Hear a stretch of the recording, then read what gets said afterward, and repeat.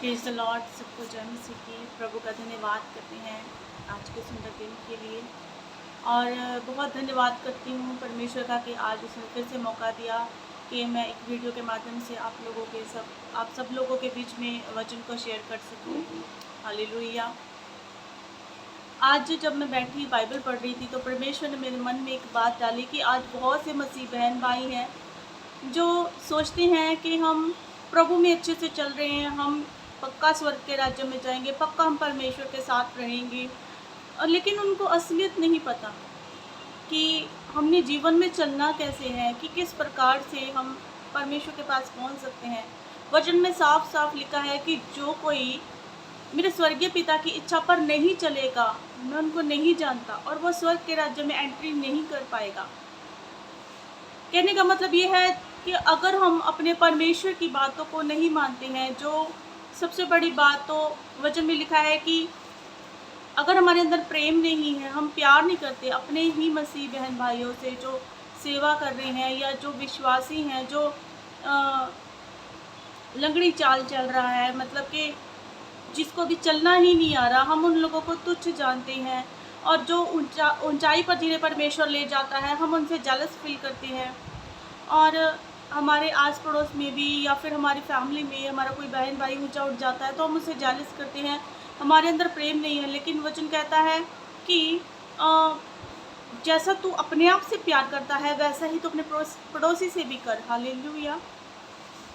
मतलब कि जिस तरीके से हम चाहते हैं कि परमेश्वर हमें बढ़ाए, हम रहे और हमें हर एक चीज़, हर सहूलत मिले, वैसे ही हमने अपने बहन भाई के लिए भी अपने मन के अंदर ये बात रखनी है कि उनको भी ये सारी चीज़ें मिलनी चाहिए।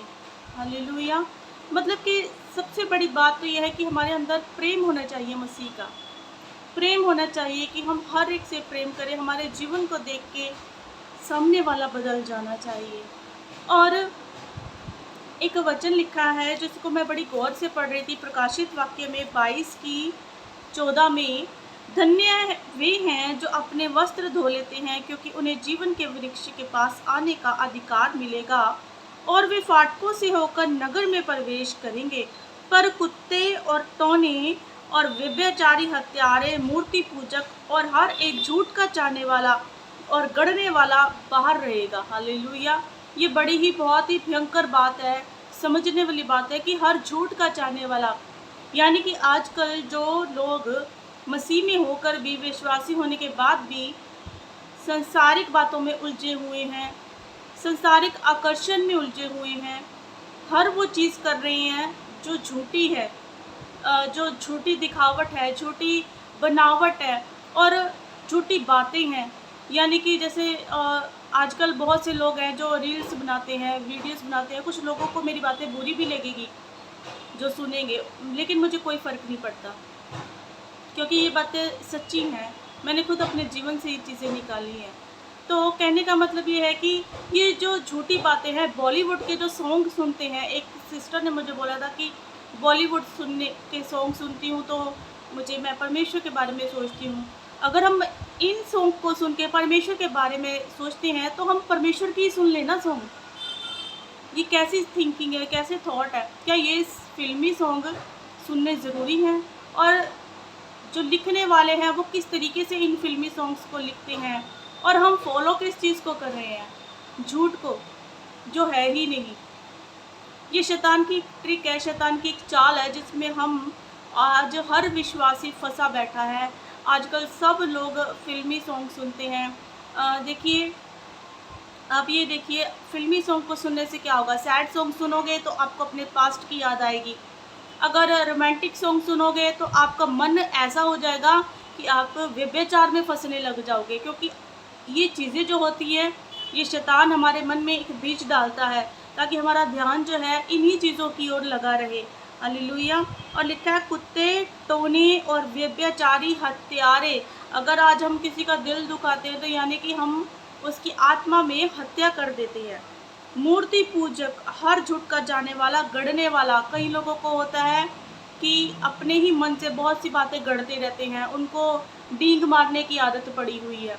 अब मतलब बड़ाई करने की आदत पड़ी है, मैं ऐसे, मैं वैसे, मैंने पहले ऐसे किया था, होता कुछ भी नहीं है, लेकिन फिर भी वो बड़ी बड़ी डींगे मारते हैं। ऐसे ऐसे लोग जो अपनी इन गंदी आदतों को छोड़ते नहीं हैं मसीह में आने के बाद भी, तो ऐसे लोग क्या है, स्वर्ग के राज्य से बाहर रहेंगे। और धन्य वे हैं जो अपने वस्त्र धो लेते हैं, धन्य वो हैं जो अपने आप को चेंज कर लेते हैं। हालेलुया। वस्त्र धोने का मतलब कि अपने हृदय को धोना, अपने हृदय को इन बुराई से, बुरी चीज़ों से, व्यर्थ की चीज़ों से अपने आप को दूर रखना।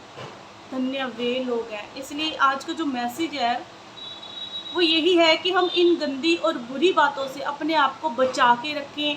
इन चीज़ों से हमने बिल्कुल ही दूर हट जाना है। देखिए, अगर हम छोटी सी भी चीज़ अपने मन के अंदर रखते हैं, अपने माइंड में रखते हैं, तो ये चीज़ एक दिन, ये जो बीज है शैतान का बोया हुआ, बुरी बातों का, संसारिक बातों का, ये बीज एक दिन पेड़ बनेगा, फल आएगा, है ना।